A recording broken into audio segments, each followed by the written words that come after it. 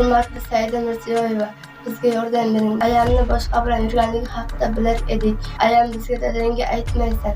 Agar aytsalaring qo'llaringni chopib, qabristonga ko'mib kelaman deb ko'p qo'rqitib urib kelar edi. Iltimos, bizga yordam beringlar, biz dadam bilan qolishni istaymiz.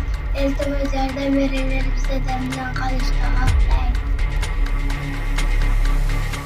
Avvalroq Effektus tomonidan Surxondaryoda bolalar tarbiyasi bo'yicha sud qarori bahslarga sabab bo'lmoqda nomi bilan videomaterial e'lon qilgan edik. Holat jamoatchilik orasida katta muhokamalarga sabab bo'lgach, Surxondaryo viloyat sudi rasmiy munosabat bildirdi. Sud ma'lumotida ta'kidlanishicha, kichik yoshdagi bolalar tomonidan keltirilgan vajlar Surxondaryo viloyat sudi fuqarolik ishlari bo'yicha sudlov hay'ati taftish instansiyasi tomonidan batafsil o'rganiladi va ularga huquqiy baho berilishi ta'minlanadi. Ma'lum bo'lishicha, murojaatchining otasi Otabek Muratov tomonidan viloyat sudining kassatsiya instansiyasi ajrimiga nisbatan taftish tartibidagi shikoyat berilgan. Hozirda ushbu shikoyat tegishli tartibda sud tomonidan ko'rib chiqilmoqda. Voqea tafsilotlariga ko'ra, Bandixon tumanida yashovchi Otabek Muratov farzandlari bilan bog'liq sud qaroriga norozilik bildirib, Effektus tahririyatiga murojaat qilgan edi. Uning so'zlariga ko'ra, 4 nafar farzandini boqish maqsadida bir necha yil avval Rossiyaga ishlash uchun ketgan. Keyinroq rafiqasi bilan munosabatlarida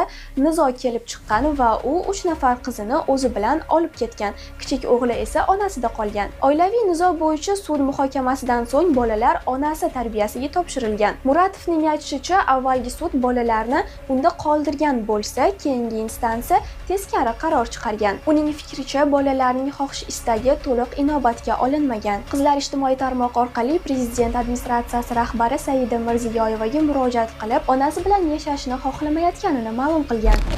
Assalomu alaykum, Saida Mirziyoyeva. Men Surxondaryo viloyati Bandixon tumanida 6-sinf o'quvchisiman.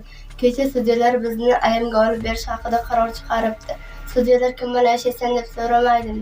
Oldingi sudyalar so'ragan edi va biz dadam bilan qolgan edik.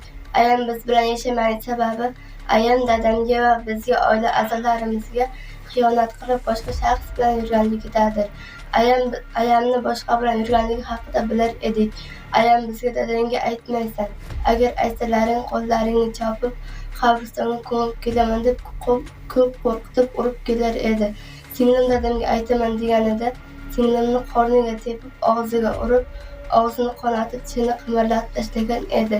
Yaqinda eshitdik, 2 yil oldin Toshkentda ona o'z qizini ayiq qafasiga tashlab yuborganligini.